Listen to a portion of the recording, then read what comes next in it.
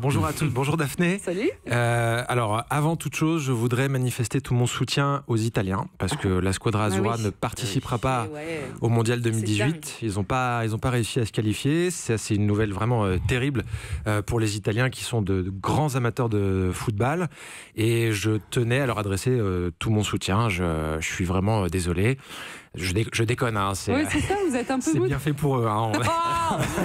Au moins, on est sûr qu'ils ne nous voleront pas la Coupe du Monde cette fois-ci. En réalité, je me réjouis déjà en train de les imaginer regarder les matchs de l'équipe de France à la télé en bouffant leurs ongles, une part de lasagne et une panna cotta aux fruits rouges.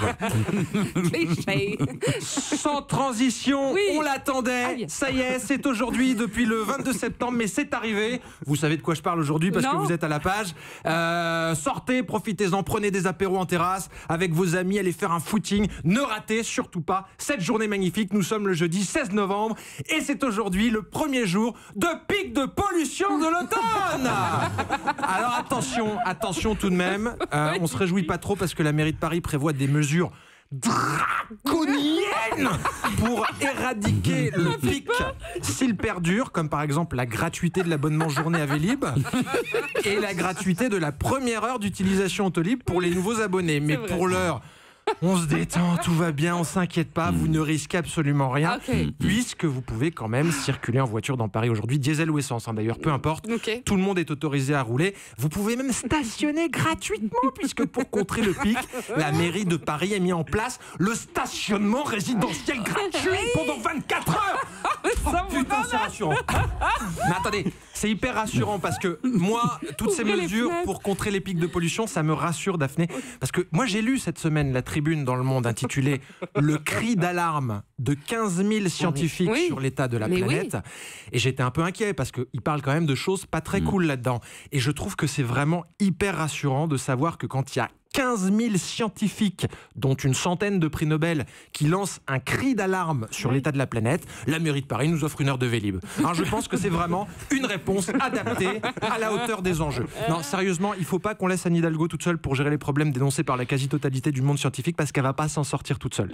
Il faut qu'on se retrousse les manches, tous. Il faut que tout le monde se retrousse les manches. Sauf, bien sûr, les gens qui n'ont pas de bras. Voilà. Oh non, vous l'avez fait. Bon, d'accord.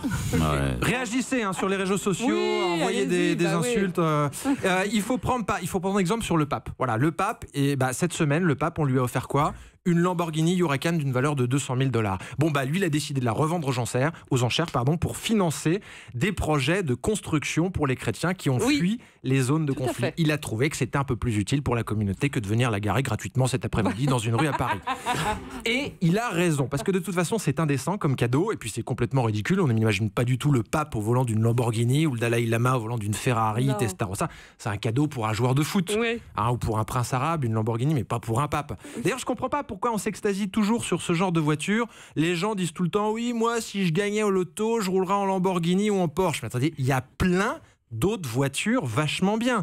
Je sais pas si vous voyez ce que c'est, par exemple, le Renault Kadjar. Non, je connais pas. Bon, déjà, c'est un SUV, donc il y a un volume de chargement qui est quand même bien plus intéressant. C'est le coffre, parce que, désolé, mais quand tu dois faire rentrer un plein de courses d'une semaine à Super U dans une Lamborghini, déjà, tu fais moins le malin. Et puis, ça coûte beaucoup moins cher, parce que là, moi, je vois, j'ai configuré un Kadjar série limitée graphite, c'est full option. Il y a tout, GPS, siège chauffant, phare au xénon. J'ai reçu une offre à 249 € par mois, c'est quand même moins déconnant que 200 000 $.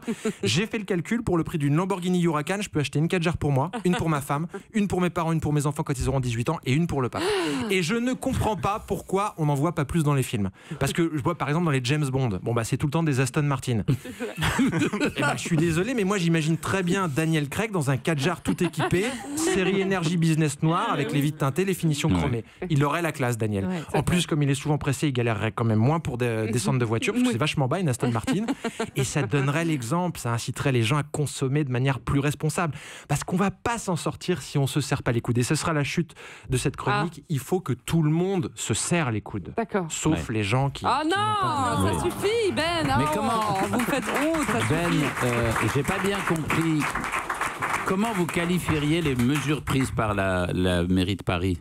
Comment C'est quoi qualifieriez les mesures qui ont été prises ? Elles sont Je pense qu'elles sont draconiennes.